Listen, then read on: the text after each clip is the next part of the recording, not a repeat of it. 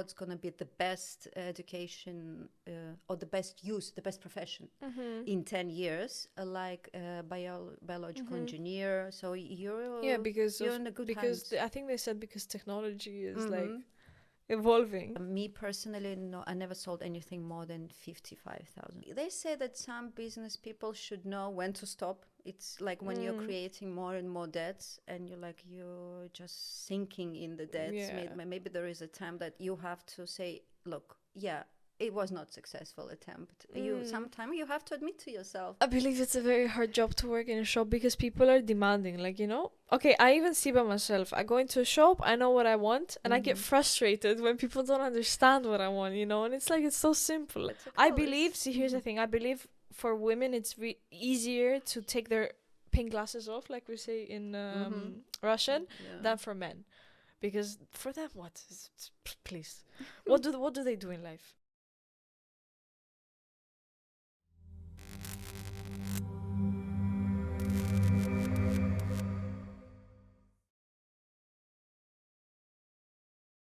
Hello, today we have Tatiana Metaxa with us. Thank you for coming. Hi, thank you for being here. Thank you for the invitation. So, tell us who you are, what you're doing. What is your profession? Obviously, let's start with that. Current profession. Current profession. Yeah, well, I'm a diamond grader, a certified diamond grader. I studied in Antwerp in Belgium. It's a part of gemology, and actually, with the experience of the last years, I thought I will actually want to finish the whole gemological education. So I'm currently continuing my studies in American Institute of Gemology. Okay. So I will be, I do know from the experience, of course, a lot about the different gemstones. But just to have that certificate and more knowledge about other precious stones, I'll need another 1.5 years. And the labs, luckily, although it's an American institute, we're lucky that we have the nearest labs to us in London. Okay. So they're like practical, studies where you're with a microscope and with the stones and everything. I'm doing them in London. So that's how many years of studying? Well, because I already know a huge part of gemology from the previous studies, so I have another 1.5 left. Okay, so that's not that bad. Yeah. But originally, what did you study like when you were? Originally, before getting into all the diamond things. You will be very surprised. Well, I actually graduated with summa cum laude, my bachelor in politics, international relations. Yes. In politics. And I was dreaming to work in United Nations or European Parliament or European Commissions, and nothing to do with jewelry or gemology. Yeah, where are diamonds and where are politics? I think it's the two opposite things from each other. Oh my God. Life is weird. So currently you are, I don't know, the head of the Metaxa shop in Cyprus, or are we talking about, or you're just there working, or just there helping? What are you? Okay. I had my own as well, although I belong to that family, famous Metaxa's family that has multiple boutiques of Metaxa's jewelry. I had my own personal shop in King's Avenue Mall for 9 years, from the first day that was open. I had there my own boutique. Well, I closed it after COVID. I couldn't survive. And because I had so much knowledge and so much experience, and I kind of wanted to give it a bit of different direction. So I started lecturing and teaching. Oh, so I saw that you're doing diamond lectures, right? Yeah, so I'm doing lectures in English and Russian. Yeah. And I absolutely love it. So I am doing it like educational way of presenting our business. Plus, we're organizing business trips to Dubai, Abu Dhabi. Abu Dhabi, sorry. Cultural trips where we're starting from Abu Dhabi, and then we might go to Europe as well. And it's not just it's not about boutiques and the actual retail. No. It's about science of gemology. Science of gemstones, science of diamonds, from that point of view. For me, I'm very excited. Like a diamond is a diamond. Like I mean, I don't understand how they come from. Like you take them from stones, from just simple stones, right? Minerals. So you have to find them, and it's too much science for me. And yeah, Too much that's exactly science. what I teach. I think it's part of like chemistry. You have to be like good, like a good chemist, you know. Thank you. So You have to be a you good understand chemist. it. So imagine, because of course I don't remember much from, although in gemology department they do teach us a lot physics and chemistry, but Yeah. some basics where you have from school times. I mean, at my age, I definitely don't remember that much from school. Yeah. So what I did, I bought as well, what else I'm studying, I bought a course from one of my favorite YouTuber. He's a former American NASA engineer, and he teaches math, chemistry, and physics. So I bought courses with him, and I'm currently studying that basic chemistry, what probably you are doing that, because my daughter is doing now in year 11. I ditched chemistry. I ditched chemistry last year. I can't do it. You can't? No, it's like Borys told me when he started algebra, when he saw X and Y, his brains left. Me, when I started chemistry, when I saw like H and O and CEO, It's actually very nice. It's simple and exciting. Just maybe you were not happy to have it. I recommend you my YouTuber. That American engineer Okay, I will is watch it. awesome. I'm telling you, I love it. I spend many hours now, studying it. And because some of the terminology I know from my childhood in Russian, luckily my daughters love chemistry and physics as well. So they help me. And when I tell them, like, look, that subject, that, about that, do you understand that from some... theoretical moments, they're translated like literally, and they're not accurate, they're not correct if you use vocabulary. So I tell them, do you understand that from Russian view? Because they kind of know a bit, although their first language is English, they kind of know Russian. So they're helping me in, like understanding, like in English or American English, like they mean this, mom. Oh, thank you. No, so for me, maybe it is, but I'm just not a chemist. I'm not a chemist, and I'm not a physics person. I'm a biology person. Oh, where you like, but it's like perfect. Memorization, Perfect. But chemistry is math. I hate math. I can't. No way. But still, you see, you like science. So I do. It's just how a part it's of presented science to you. Yeah. like, Biology is fascinating, and actually, from what I'm reading, different professors, like what's going to be the best education or the best use, the best profession in 10 years, like biological engineer. So you're you're in a good hands. I think they said because technology is like evolving. In 10 years, they said, I said this before, but they said that we will have like robots operating us. Yeah, they already do. Actually, they already do, but like, you know what I mean, like actual robots. Like there's no one going to be behind the machine. So that's why everyone's saying go for science and go for something IT related. I think it's very... Are you gonna go to No way. biology? No. I just have it as an extra course because I'm good at it and it gives me a better grade. So my overall, it goes up, Yeah. That's so, why I took just it. Keep it as a hobby. You never know. You never know. Yeah, facts. I'm 47 and suddenly I'm studying again chemistry and physics. Facts. You never know. You said that you had the shop in Kings Avenue and then closed down after COVID. After COVID. Why didn't you leave it and wait? Because I think it's stable now, Yeah, kind of maybe stabilized. Yeah, they say that some business people should know when to stop. It's like when you're creating more and more debts and you're just sinking in the debts. Maybe there is a time that you have to say, look, it was not successful attempt. Sometimes you have to admit to yourself. Yeah, but 9 years. That was a successful attempt, no? Until the COVID, actually, the best years we had before COVID. You see what happened? Malls were considered the worst places for infection. Like even when the boutiques outside of the malls were open, we were always closed. We were like the most dangerous. Though? Yeah, that was... Well, because people are touching the jewelry? No, generally all malls, because of the concentration of the people. Yeah. So they were closed. I see what you mean. We were closed to lockdowns. Our boutiques, and not only mine, generally shops in the mall, were closed much more and for longer period than any shops, any boutiques outside. Damn. And that's killing. Plus, mall in Paphos. Paphos is it's a tiny city. Tiny city, yeah. It's tourism. Imagine 2 years without tourism. There was no tourism for 2 years. For maybe a little bit more. Yeah. I mean, people would come, but I think it was difficult to come. It was difficult. You had to like make tests and all those things. You know what as well? A quality of the tourism. I witnessed that.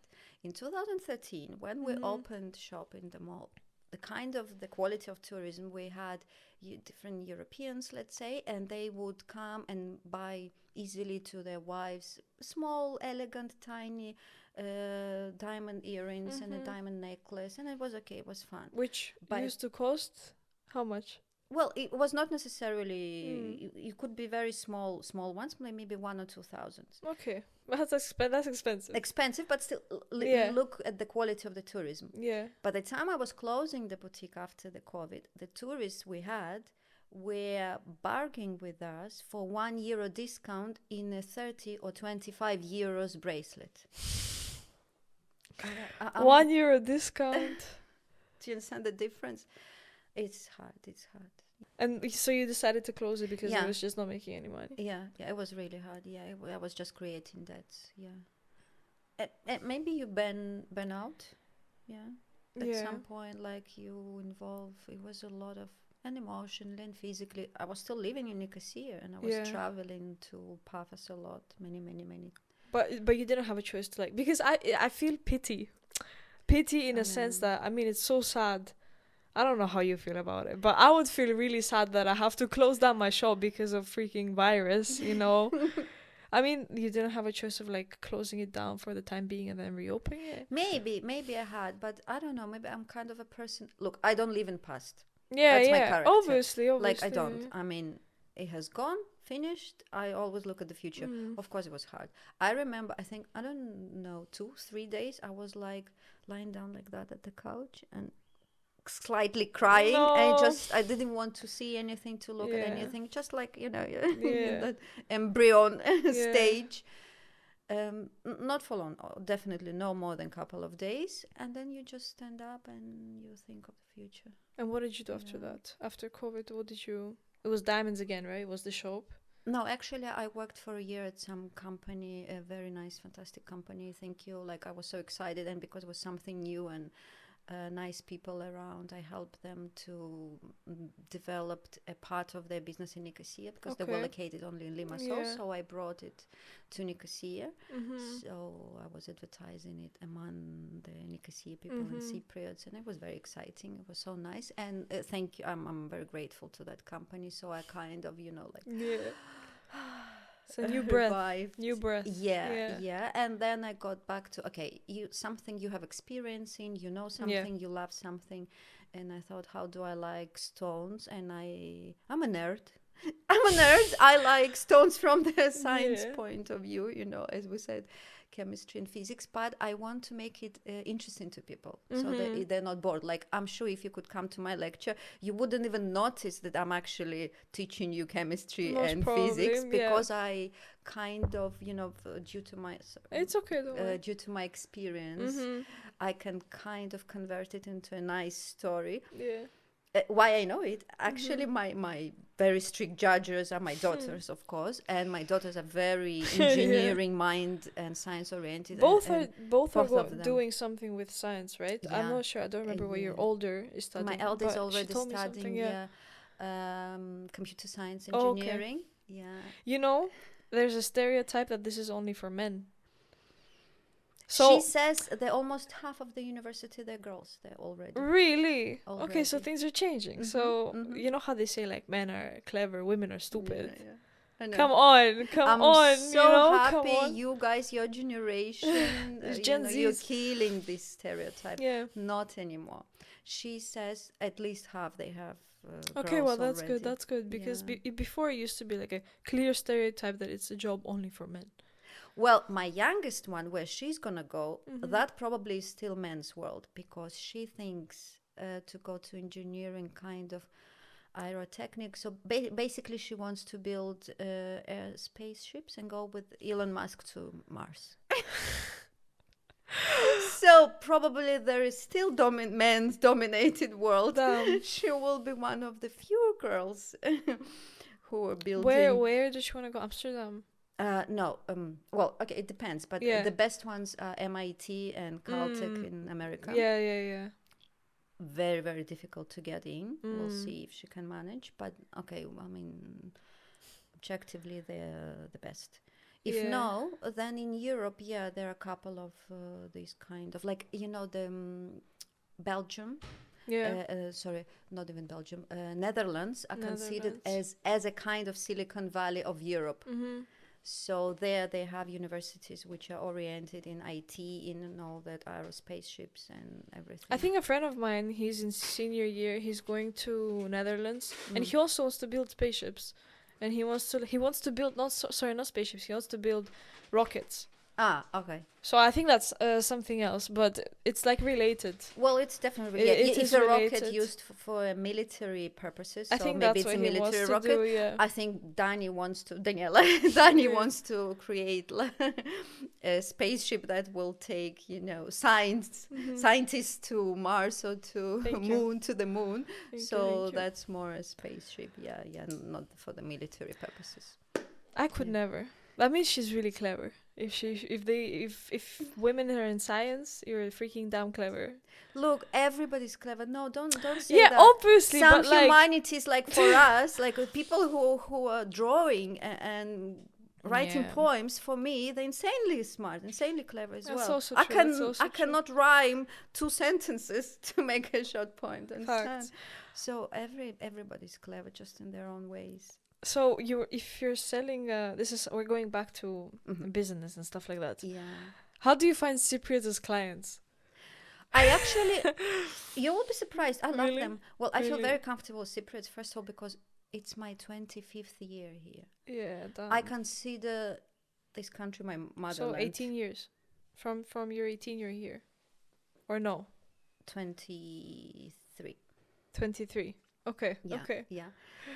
But before that, I lived in many other countries. So most, I also lived many years in Poland as a child, and I studied in Poland as well. But wait, originally born? I was in Minsk. I was born in Minsk. Oh, okay. Today is 2 years, by the way. Yeah. Fuck that shit. I can't. Exactly. I can't. I woke up today, I was preparing myself from last night that like tomorrow is like 2 years, because I remember clearly the day when I woke up and the moment that I found out. I admire Ukrainians. I admire you people. You're really heroes. You're really heroes. I admire you. One day it will. I mean, there is no war that never ended. Facts, yes. And you just show to the whole world how brave you are, guys, and it's just I admire you. Yeah, thanks. Well, Lebanon is also at war, but I have a lot of Lebanese friends, and they told me that even though Lebanon is at war, there are those type of people that they still continue living life. It can fall anywhere, anytime, but it will fall there in 30 minutes. They will have a party there. That's what one of my friends told me. But that's probably how you guys live in Kiev. I think now, so. I think so. That's how people are living. Yeah. But our clubs are closed. Everything's closed. Like, they're not allowed to work. And I think там же время, когда нужно быть дома, да? Правильно? Комендантский час, 12 o'clock. It's like COVID times. Huh? Ah, okay. So we were going in loops. Anyway, we were talking about Cypriot clients. I love Cypriots as clients, First of all, because I understand them very well. I mean, I assimilated very well. Έμαθα και την γλώσσα, έμαθα την κουλτούρα. Είμαι η Κύπρια. Πρέπει να πω, είμαι η Κυπρέα. So, νιώθω πάρα πολύ ωραία με τους Κύπριους. I love them as a customers. I love also British as a customers. Believe me, they're very friendly. They will always make a joke. They will always be funny and nice. And I very much don't like all the Russian speaking, Eastern European. Yeah, they're very difficult. I thought it would be the opposite, because Russians have a lot of money and they probably give more than Cypriots. But not all of them. Again, we cannot say we all cannot. Of them. Yeah. Just stereotypes. in percentage. Let's say in percentage. 100% British, super polite. 99.9% Cypriots, polite and kind and only maybe 40% of Russian speaking or ex-Soviet Union people will be polite. 60%, unfortunately, they can be very arrogant and very rude and very cold. Yeah. And I had to explain to my girls, my team, sales assistants, like, don't take it, because they were mostly of them Yeah. Cypriots, like, don't take it personally. It's not, they're not actually rude to you. I was Yeah. trying to explain the cultural differences, that it's not that they're bad people or like rude. No, they were raised, and both young generation, by the way, no, not. They're very nice. Like the young generation of... Like up to 30, Okay. let's say. Yeah, whoever is like 40 plus. And so I was trying to explain that, imagine they were raised and lived in the country where everything belonged to government. There was no service. There was no such a thing as service. Imagine that, even, and when I'm saying it to my kids, they're laughing, that manicure and your brows master was, it belonged to the government. There was no private hairdresser. There was no private manicure assistant. It was governmental. There was no service as a service. So they're not used to that. Actually, you communicate that these are people in front of you, nice and kind people, and you should be nice and kind and polite with them. So I was trying to excuse them as well, and explaining to my sales girls that don't take it personally. I mean, just try to be nice anyway to them and kind, and you will melt them. You can melt. You just need to work with them, and they will melt, and then they will answer to you as well, and nicely, and kind of even start smiling and joking and so on. But you need to work with them. Yeah. I believe it's a very hard job to work in a shop because people are demanding, like, you know? Okay, I even see by myself. I go into a shop, I know what I want, and I get frustrated when people don't understand what I want, you know? And it's like, it's so simple. Like, I explained it, like, why can't you show it to me? But then, if I put myself into their position, I'm like, shit, I shouldn't have said that. I shouldn't have been that rude, you know? At the end of the day, people that are working in shops are, like, paid a wage of, like, I know, you know? I know and, what like, you're we should, saying. like, respect them at least. I feel so bad sometimes when I'm It's actual very, bitch it's to definitely people. very hard. I'll tell you another thing, because you have sometimes, like me, maybe been kind of arrogant, that I know better than you, so I want to sell you what I know is better, and it's wrong. So it took some time for me as well to calm down, you know, and like, no, it's what they want, not what you want. It doesn't matter what you think, or it doesn't matter what you know with your experience and all these, your educations and everything. It doesn't matter. What matters is what they want this moment. So you have to adjust, and that kind of psychology, that's not easy. Yeah, Definitely, it's not easy. yeah, no. You have to get into the shoes of the people in front of you and try and serve what they need and what they want, not what you know the best. How can you make a client return to you again to buy something? Is it the product, or is it service? the I think most of it is service. A lot of people have because I'm sure you can buy diamonds anywhere. We can go from Cartier diamonds to, like, what else? There's a Bulgari. You know, by the way, those Bulgari snakes that are like, you know what I mean? The necklaces? Yeah. Are they like 200,000 euro or like more? I think they're expensive. The big ones, the Do fake you mean ones. the fake one? I don't know anything about fake ones. No, not fake ones. The fake diamond? ones. Diamond, yeah. Thick ones. Yeah.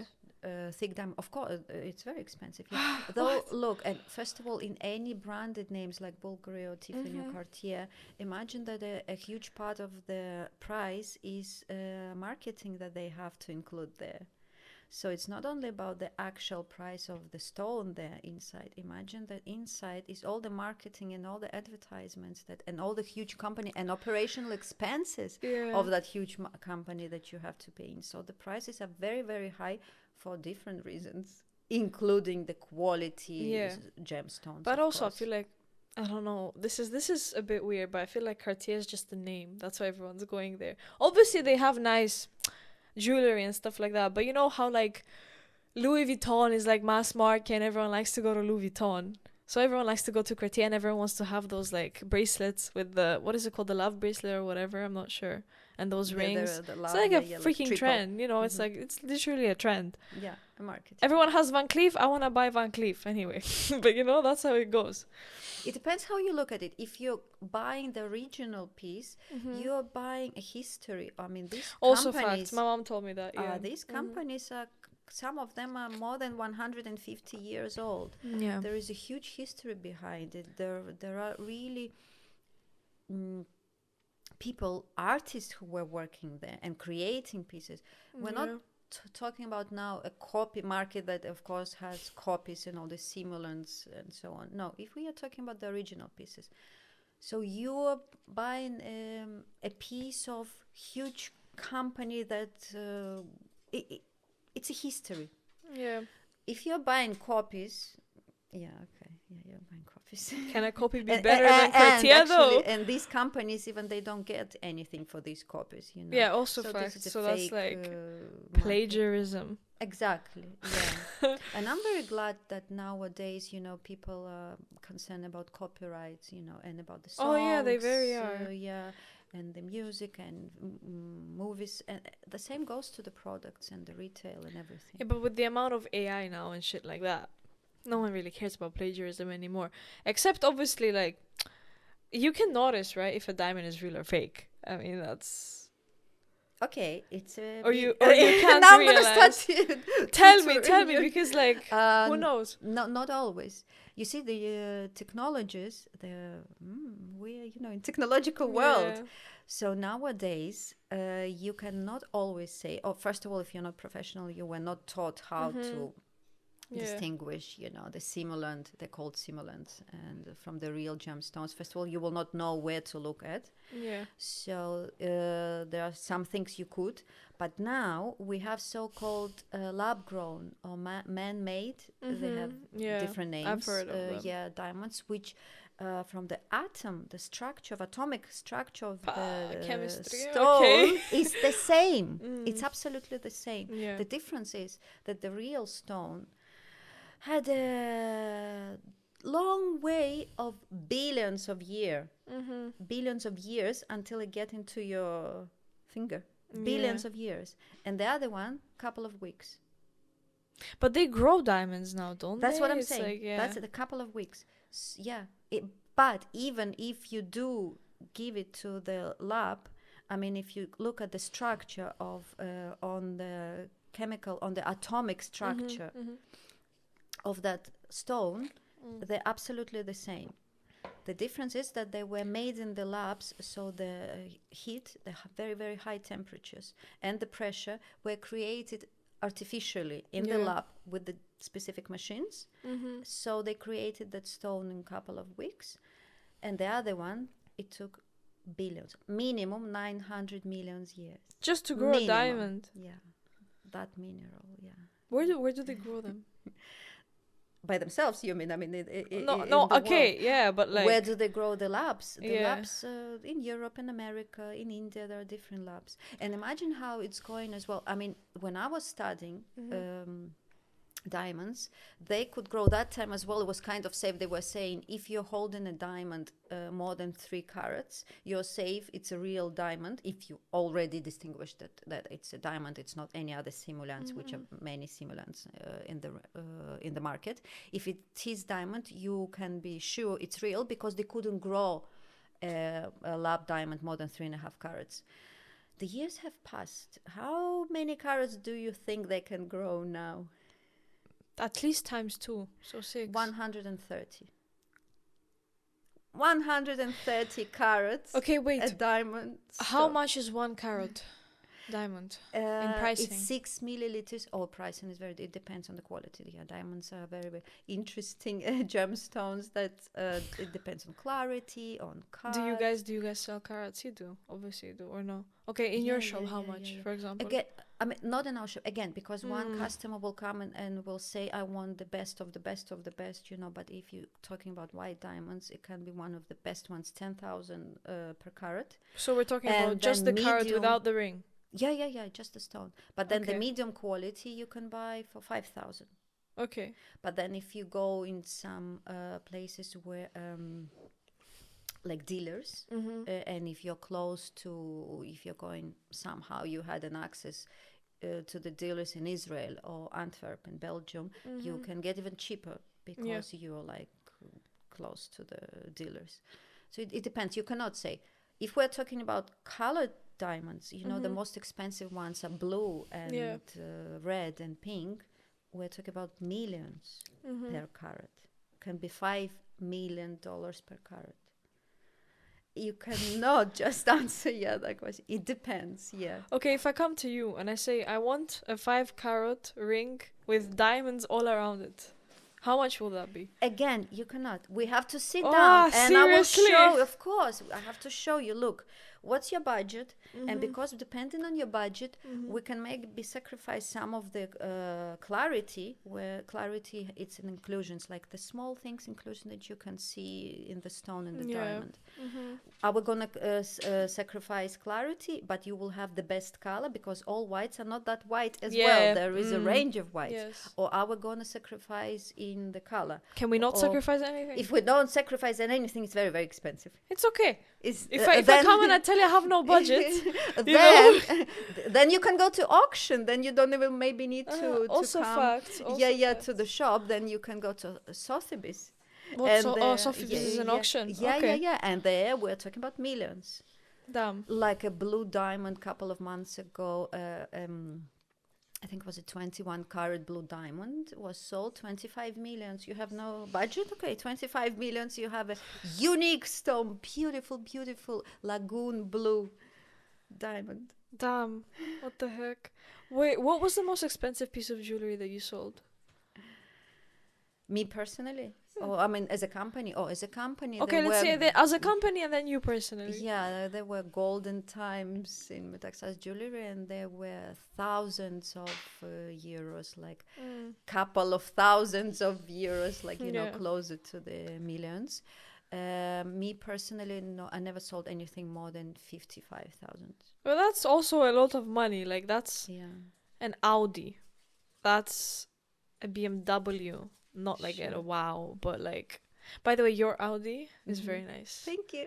You know, I love Audi cars. Really? I love Audi, and I love BMWs, and I love Mercedes. Up at Audis, and you have a Cabrio, right? Yes. Oh my god.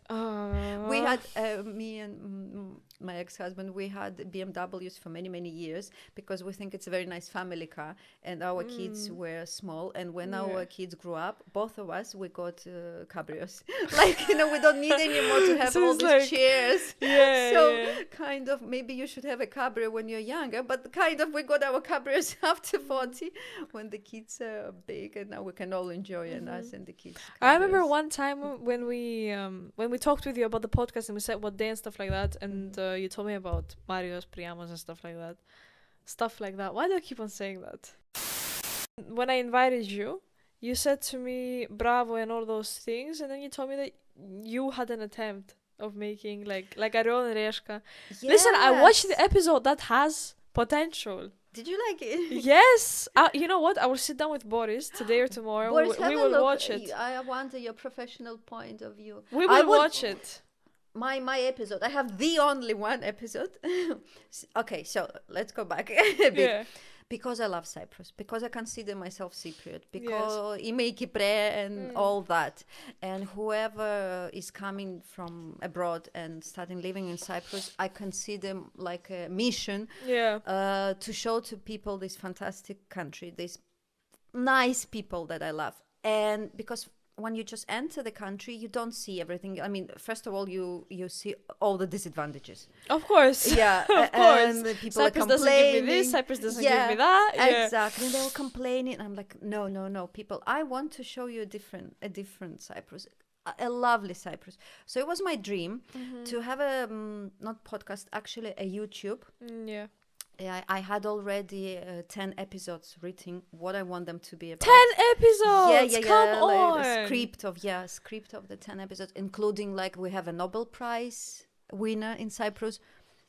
Nobel Prize winner? Yes, in economy. Yes. Not a lot of people know it. I'm going to search this one second. I mean, all of the kinds. I wanted to have episodes from one kind, Yaya, how she's making fantastic halloumi that we all love, to the interview with the Nobel Prize winner. Or we have Nobel President Prize. of the Parliament lady, beautiful blonde lady. Anita. Yes, Anita. Yeah, we have all his surname is Pisaridis. Nobel Prize. Professor Pisaridis.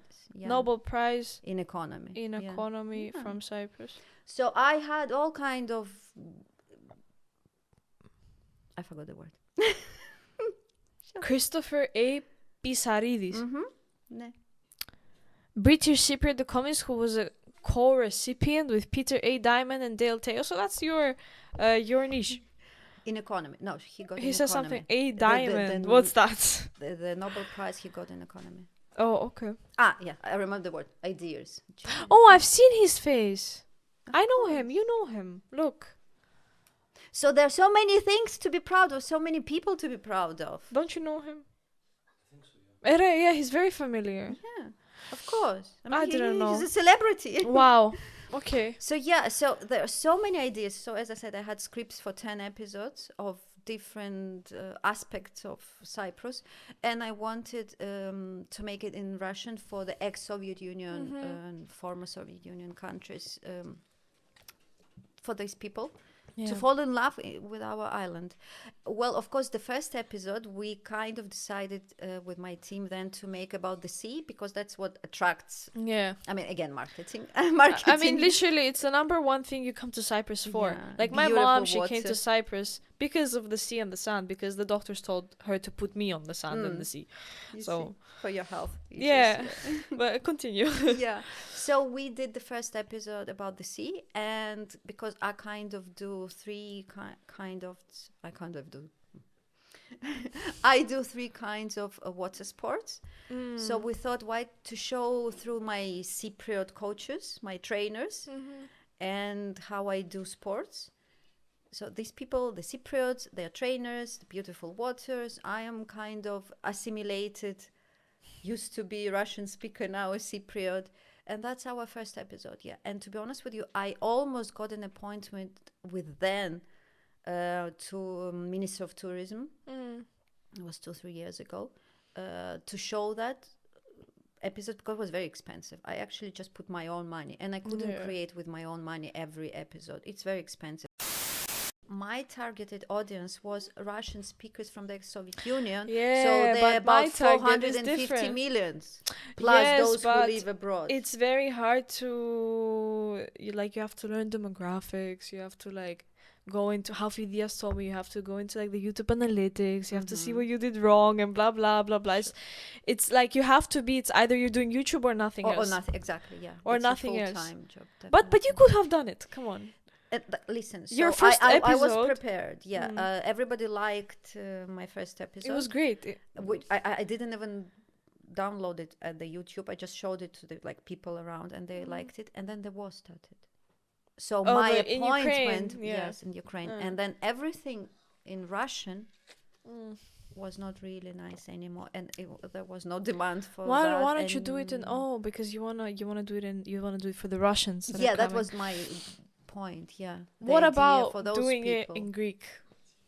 Орел и решка. In Только на греческом. In Greek for Cypriots, I mean, they love their island. They don't need me to tell them that their island is fantastic. You know how many Cypriots don't know the places they have here in Cyprus? I mean, me and my family, we live here I'm 17, so for 15 years.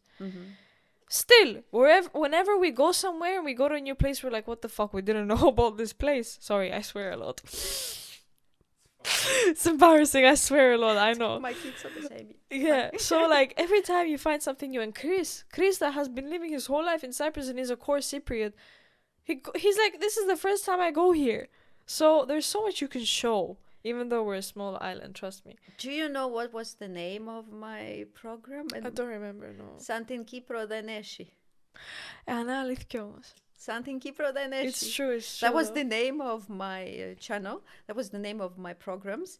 And what I did in each episode, I was planning, and it exists in the first episode, my Cypriot, whoever Cypriot person I was talking to, my guest, would say Santin Kipro Deneshi, and then in Russian, Kiporon takoi один. Ah, okay. It was very funny. You could hear how they say, with the accent, with the funny accent, Kiporon takoi один, Santin Kipro Deneshi.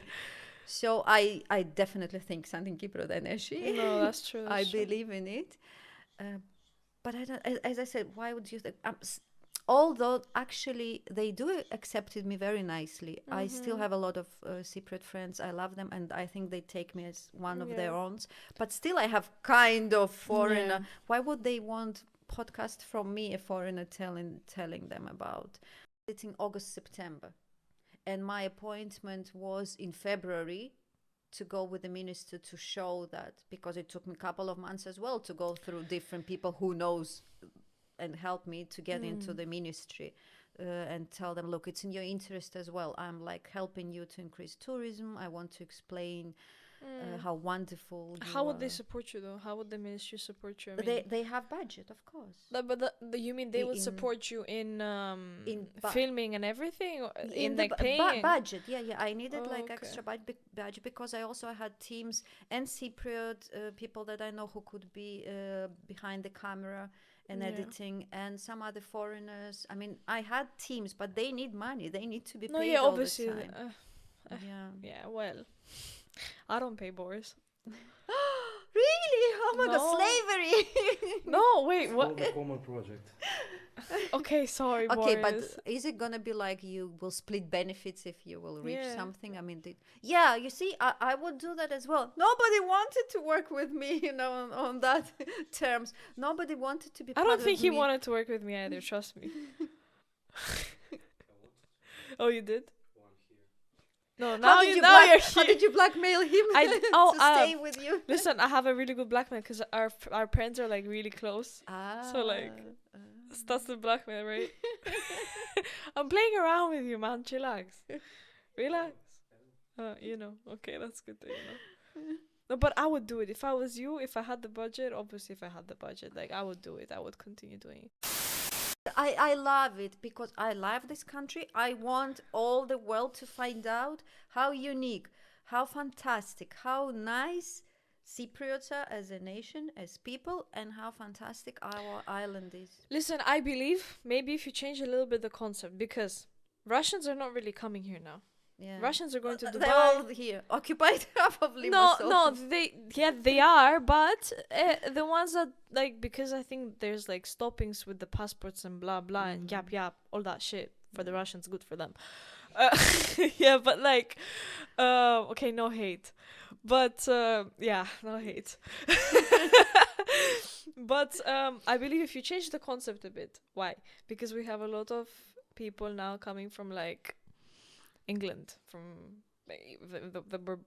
they're Brexit, but it doesn't matter, Believe you know. me, but I started the market. I mean, there are many YouTubers who are talking about Cyprus. Who? English.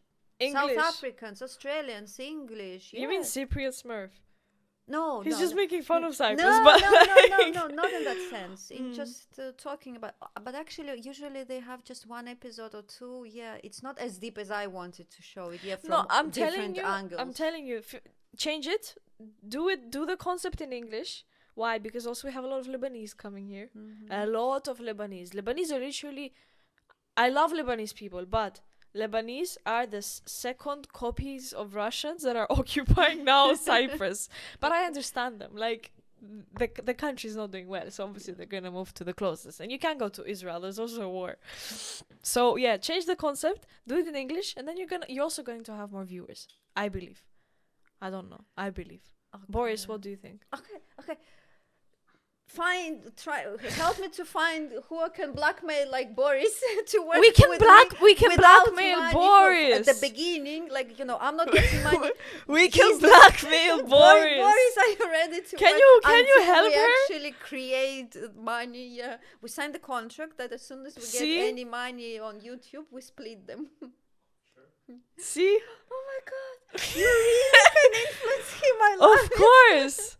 No, I mean, listen. For him, it's a double penetration.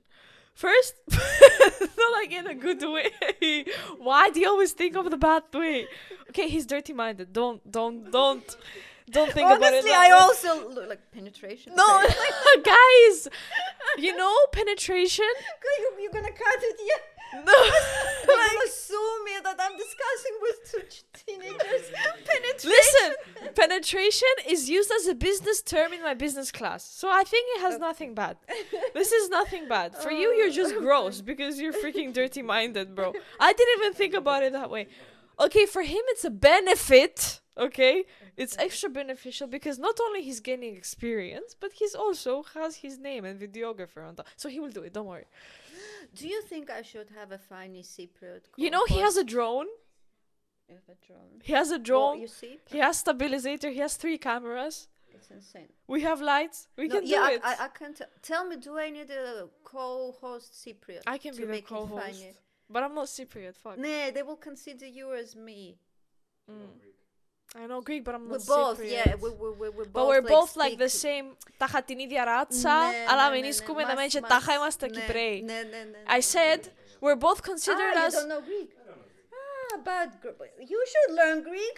Yeah, I Show said. some respect to this island. Please, I've been telling him this for the past 3 years of his life. That You know, I'm very strict on that. I think same. that definitely should be a law that any foreigner who wants to get a passport, exam, history of Cyprus, exam, level of language, Yeah. δείξε το σεβασμό. Το σεβασμό στην χώρα. No, Δείξε same. τον σεβασμό στην χώρα που τώρα είναι η δική σου χώρα. Μάθε την γλώσσα, μάθε την κουλτούρα. Ναι. You should be thankful to You that know, beautiful island. that Regarding accepts you. about this, today I was at the bus station. Okay, this is completely not about diamonds, but this is interesting. This will keep people watching. I was today at the bus station in Larnaca, and next to me was a old lady and a younger lady next to her. So a mother and a daughter, both from Greece, and the daughter was talking on the phone with someone. She's like, "Πρέπει να μάθω την γλώσσα." And then, okay, I was overhearing things and stuff like that, and she knows only Greek, but here we speak in English and Cypriot, and I think our 2 recognized languages, if I'm not mistaken, is English and Cypriot. So, for me, it's like, wow, like she came here, not only she came here for money and she wants to work, but she will also learn one of our languages, which for me is like, wow. You know, it's like if I move to Lebanon or if I move to Dubai, obviously I'm going to go and learn the language because then I can't survive without it, you know? Of course. Because if people around you are speaking in Arabic, go and freaking learn. Go to learn Greek. I will sign you up for lessons, Borys. I'm sorry. How I will many pay years for the are lessons. you in Cyprus? Yeah. 4 years now. How many years? Okay, you excused. It's okay. So he didn't grow like there are some. Yeah, but he will be Russian- here for like another decent amount of time. Yeah. So no excuse anymore. Let's say you excused until the year 4. Yeah. And from that time. Now onwards, okay, let's do But podcast with him. let me tell you this. Μόνο ελληνικά και να μάθει His sister that is smaller him in age, she's doing really freaking well at Greek. Yeah, kids absorb easy. But she's not that a kid. She's like 15. So I don't know why he can't like. I don't want to sound discriminative, but men are not that flexible. Actually, I agree. Did you know? hear they all of them Yeah. say, "Oh, we're not talented in languages. I cannot do that." Girls 2 are days more ago, flexible. we were supposed to have a meeting. 30 minutes before the meeting, I texted him like, "Are you coming?" He's like, "Where?" I'm like, "What do you mean?" I forgot. You know, it's like the butterflies in your freaking like brain. Okay, Write it excuse down. him, he's a Have a creator. calendar. No, he was in Nicosia while the meeting was here in Coffee Island. So if I didn't text him, see, here's the thing. I don't understand how men think. Men think. No, it's not only you. It's generally men. It's like they don't talk. They assume we will find things out. Shall I tell you nice things about women and diamonds? Tell me. Officially, our professor, when we were studying and when we were studying colors and at the lectures and during our classes in my group, I was the only girl and the rest were guys, boys, different boys. So I was only girl and they were very nice to me, thank you. But our professor said that it's scientifically proven that we as women, we see colors better. So as diamond grader, I'm better than any of them in the class, and I would do better at the exam because I can see colors and all these tiny differences in diamonds and in the colors better than the men. That's true because also in a movie, have you watched Tatiana Metaxa? No. Okay, so the man is giving his daughter, like the daughter is getting married, and they're like in the middle of the house getting ready to go to church, and he assumes that his suit is black, but his wife and his helper organizer of the event who is gay and his daughter tells him that it's navy blue. But it's literally, I'm telling you, I promise you, it's navy blue, and he's like, no, it's black. So I so agree with the statement. Even in gemology, no, I agree with the statement, like 100%. I believe. See, here's the thing. I believe for women, it's easier to take their pink glasses off, like we say in Russian, than for men, because for them, please, what do they do in life? Like they work and they make money, okay, but like we see that I hate men who are like, oh, women don't do anything. Sure. Shut up, bro. You're not the one who, like, gives birth to a child. You're not the one that takes it around for 9 months. Like, you're not the one who raises the kid. Like, I mean, okay, like, you work, fair, but also women work. So I hate it. I hate when that men are like, oh, if we didn't exist, then you wouldn't, like, shut up. Like, I think hopefully, I mean, your generation guys are not like that anymore. I hope they're like they are respectful. Sadly, they are. Yeah. Really? That there are hypocrite men, hypocrite guys. My God, the 17th, the 16-year-old women as well. So of course, but I'm saying like the 16-year-old mindset of guys now, that like they can't decide what they want and they think playing around with a girl is the easiest way out of the situation. Is wrong. Maybe very lucky from my daughter's experience. I like very much their friends group, and my eldest and my youngest. I love new generation, and they have boys as well, and their group. I think they're very nice, fantastic, smart. They know what they want.